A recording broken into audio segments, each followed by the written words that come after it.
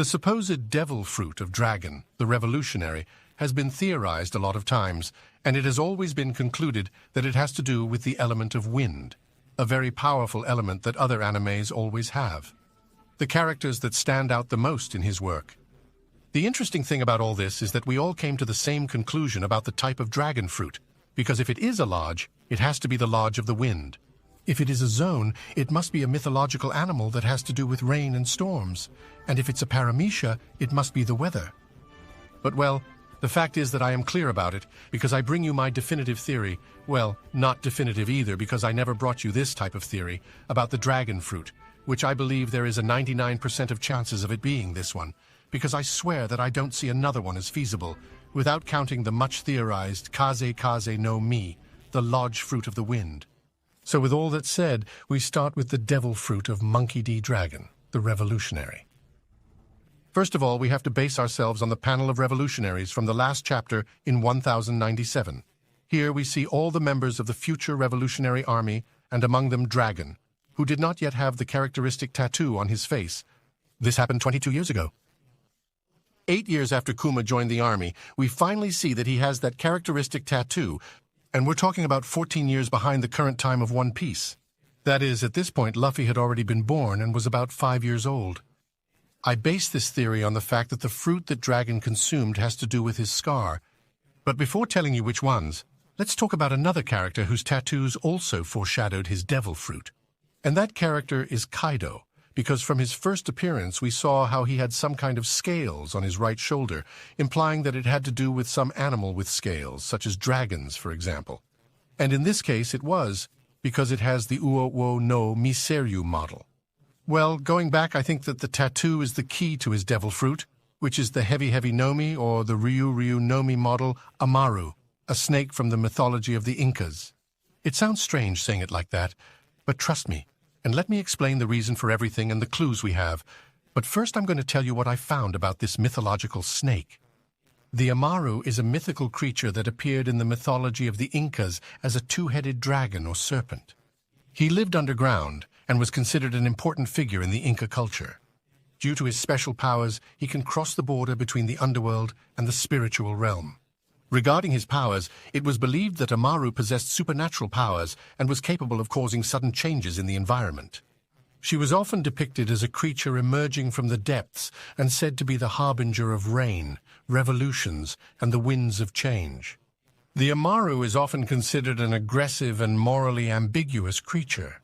It was not interested in humans and sometimes fought and killed other creatures. It is believed to represent the creative power of humanity, the earth, and Mother Nature.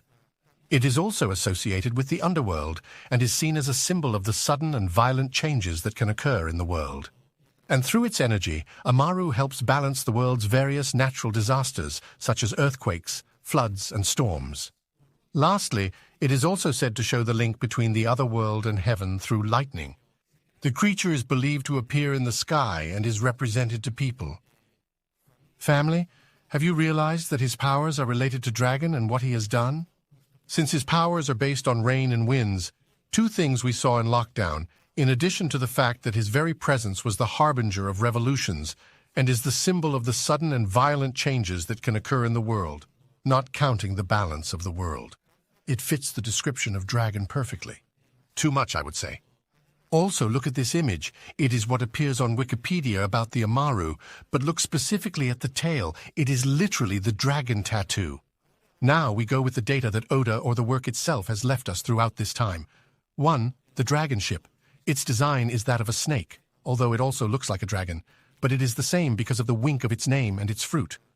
2. Curiously, in the last episodes of the anime, despite not being canon, there is an interesting thing, and that is that a character, while praising Sabo for what he did in the Levelee, released a line of phrase that is not in the manga and says, Dragon, who is called the insurgent snake, that is the snake that rises up against authority. 3.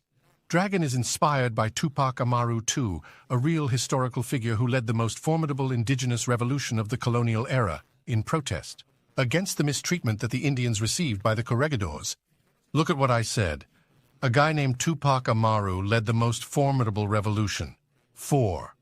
The fact that this animal is from Inca mythology makes a lot of sense with Luffy, because if we order the letters of Inca, Nika comes out, and the Incas have a deep connection with the sun. In fact, if any Peruvian is listening to me right now, they will understand 100% what I am saying. And let's remember that Luffy is the god of the sun, and that his father also has to do with the subject of the sun, and Nika, as the liberator that he is, who is therefore a revolutionary, would be a true Goda. I don't know about you, but everything seems very coherent to me for this to be its fruit, and to tell the truth, I connect it with something else that I have been thinking about for many months now, and that is the fact that now that we know since Dragon was a Marine, it is likely that he had a friendly relationship with Akainu. However, it probably ended very badly due to the differences in ideals, and it suits me very well that the next important fight that we see after Egghead, or at the end of Egghead, is Dragon against Kainu, because look at something, we have seen 2 of the 3 members of the Monkey D family fight against the ancient admirals. The first one we saw was Garp against Okichi, who ended up winning over Okichi. The second fight we saw was Luffy's against Kizaru, which Luffy ended up winning because he was able to stop him from his mission. And the third is going to be Dragon against Kainu, which is going to be a fight of ideals, and I honestly wouldn't know who would win, because they are 2 top-tier characters in power, and the fight could last days since the 2 are in their prime. Wouldn't it seem super epic if this happened like this, and that we were finally shown the power of Dragon and its much-theorized fruit? It seems very epic to me. Finally, something I would like to comment on is how he got this dragon fruit. Since such a powerful and important fruit cannot be found anywhere. Well, let's see. First, we have to rule out the idea that he had it when he was in the Navy, because he didn't have the tattoo on his face there. On the other hand, Gar giving it to him might make sense, since the Navy seems to have a lot of devil fruits at their disposal, but it wouldn't make sense to the 100% either. I think the most coherent thing is to think that since he has a very good friendship with Vegapunk, he is the one who gave it to him because he trusted that it was really going to change the world. And it would make total sense for this to be the case, because Vegapunk did experiments with very broken fruits like Kaido's, and he even said himself that he tried to experiment with the 3 types of fruits, with the mythological ones being the ones he experimented with the most.